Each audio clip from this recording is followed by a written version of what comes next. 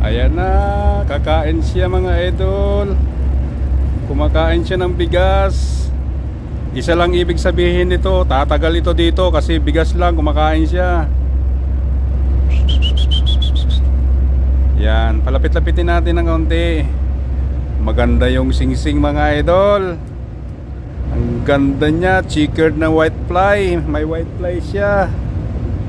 Labas ka pang kaunti dito mga idol, para hindi mabangga yung kamay natin dito sa may bakal. Ayan, 1, 2. Ang laki-laki mo na, ayaw mo pang magtuka. Hinahalo ko na yung sisiw namin dito sa maramihan. Ayaw pa rin siyang tumuka.